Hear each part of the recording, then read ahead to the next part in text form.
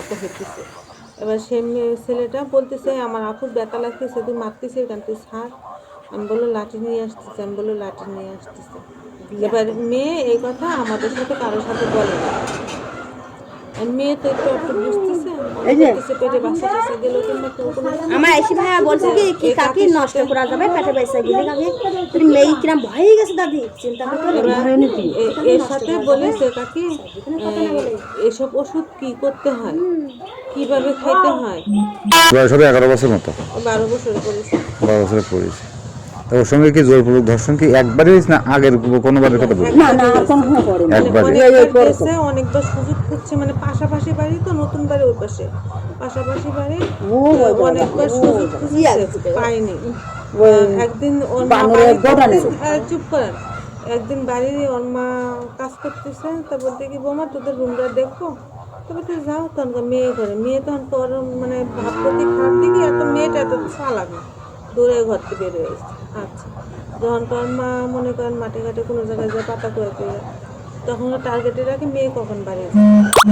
এবার মেয়ে মা গেছে মানে পেস্ট কাটতে, এবার ওই লোক দেখেছে পেস্ট কাটতে, ওই লোকেরই পেস্ট কাটতে গেছে। এবার দেখার পরে ওই বাসায় গেছে, বাসায় যেয়ে না লুকায় ঘরের দরজা মানে এক কোনায় দাঁড়ানো ছিল। ও হাঁড়ি পাতিল নিয়ে যে ঢুকেছে, ওর ছোটো ভাই ছিল, সেই ওই মেয়েরে পাজা করে ধরেছে, ধরলে তাই ওই রকম করেছে। করার পর ওই ছোটো সন্দেহ হয়েছে যে কেন তুই এই কথা বলতেছিস কেন। তখন ওই তো কাকে ছোট বলছে কাকি কান্না করতেছে মেয়ে, তো কান্না করতেছে, তুই জন্য মার সাথে বলিস না আব্বুর সাথে বলিস না, বললে আমার মায়েরে ফেলবে, আমার মায়েরে ফেলবে। এবার আমাদের জানাইছে পরশু দিন রাত 11টা বাজে, তার ভিতরে ওর জানানোর পরে জানাইছে যেদিনকে সেদিন সে পিঠা গেছে আবার গেছে ওদের বাসায় গেছে খোঁজার জন্য, আবার মেয়েরে কোনো কিছু করবে, বুঝছেন। এবার কালকে আমরা টেম্বার নিয়ে বসলাম, চাইলাম যে গোপনে করে যায় যে মেয়েটার মান সম্মান যা বিয়ে দিতে হবে, ছোটো মানুষ, তেমন একটা ব্রেন ভালো না যে পড়াশোনা করে শিক্ষিত চাকরি,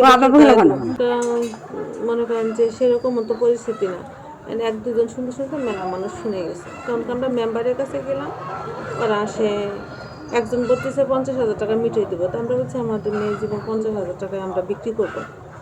তারপরে 45,000 টাকা বলতেছে, বলার পর বলতেছে আমি ওখানে বলেছি যে না আমি টাকার বিনিময়ে কোনো কিছু করবো না, শাস্তি যা হয় তাই দিতে হবে।